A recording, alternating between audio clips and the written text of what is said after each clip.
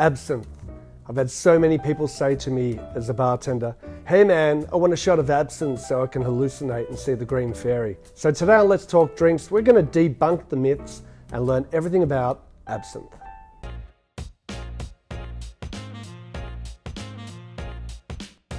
Okay, so what is absinthe?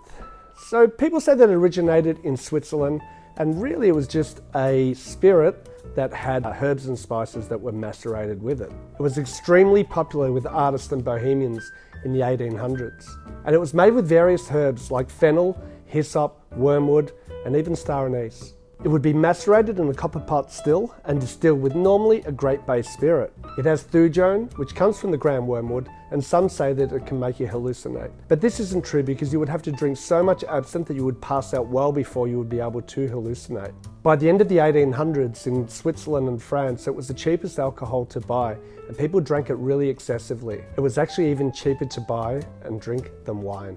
There are a lot of artists and poets that drank it excessively, and eventually what happened was it became banned in 1910 in Switzerland and 1915 in France. Well, the main problem was that it overtook the consumption of wine, and the wine companies then started making false claims saying that it would make you hallucinate and it was a demon and bad for the society.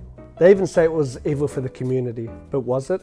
There's a story of the famous artist Vincent van Gogh that went and cut off his ears after drinking absinthe. It wasn't so much that it was the absinthe, it's just that people were drinking it so excessively that they were abusing it.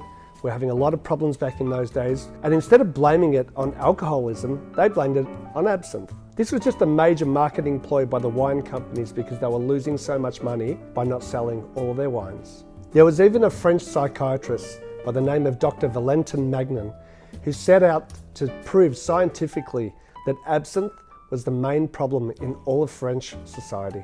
He even gave a dog a vial of wormwood oil and watched it bark and go crazy for half an hour, barking at a wall. This and other stupid experiments made him confirm that absinthe made people go crazy. He concluded that wormwood had madness-inducing and psychoactive powers. The nail in the coffin for absinthe was when a Swiss man by the name of Jean Lanfray went home in a drunken rage and murdered his wife and 2 children. Lanfray had been drinking cognac, beer, wine, creme de menthe, and of course absinthe for 3 days. And when Lanfray was put on trial, so was absinthe. By the early 1900s, most of Europe and America banned absinthe for the next 100 years. Today I'm going to talk a little bit about Lafay absinthe. It was launched in 2000 as the first traditional absinthe to be made since the ban in 1915. This absinthe was made to an original recipe from the 19th century in a collaboration with the French Absinthe Museum. In an upcoming video, I'm going to show you how to make 3 absinthe cocktails, and I'm also going to do another video to show you how to use an absinthe fountain. But let's give this one a try. Okay. So this is Blanche, which means white or clear. You can also get their Bohemian, which is a green style as well. Let me give it a smell. Straight away it reminds me of anise. Being a Spanish immigrant to Australia, the family always drinks anise called Anís del Mono. It automatically, as I said before, it just takes me back to my childhood with my parents drinking that. Let's give it a try though.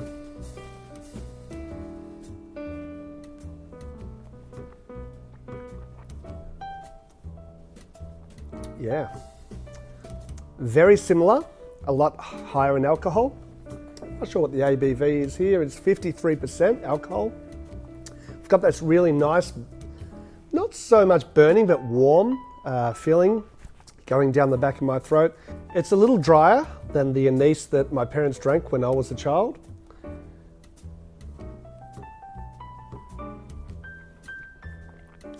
If you're not into the pastis style, which is sort of your ouzo anise, you're not going to like an absinthe. It's not really meant to be drank straight, as I am now. Normally you will water it down. In the taste and the aftertaste, I get fennel, licorice, mint. It's not bad as far as absinthes go. There are a lot stronger ones. I have found a bottle of the Bohemian. There's a lot on the back bar, but I'm going to give it a try as well in a second. But it's definitely something that I would try. It's out there. There's a lot of mystery about absinthe. Actually, you know what? I'm just going to grab the bottle now. It's sitting here right next to me. So this is the Leffe Bohemian. So Bohemian is normally a Czechoslovakian style absinthe. All right, I'm going to give it a try and talk a little bit about Czech absinthe.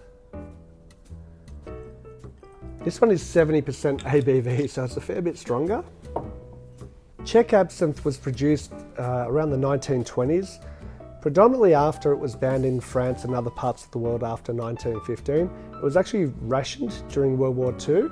And when the communist regime took over after World War II, what happened was they took control of all the businesses and production pretty much ceased by the 1950s, except for a few illegal places that were making it. Finally, in 1989, the Velvet Revolution overturned the communist regime. This led to the creation of the Czech Republic and also started private enterprises and businesses again. Now, luckily, Bohemian absinthe is available worldwide. So I'm going to give it a try. As I said before, normally you would dilute this down, but I just want to give it a try on its own. So it's definitely not as sweet as the Blanche.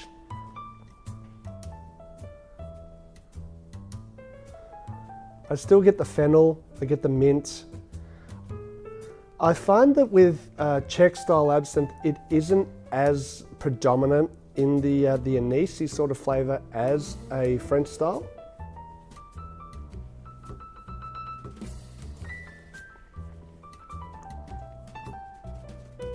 Yeah, it's definitely a lot drier, meaning less sugar. Get a lot more of that warming feeling because obviously it's 70% ABV, it's pretty strong. But get that really nice aftertaste. There is a little bit of sweetness, a little bit of bitterness on the back end.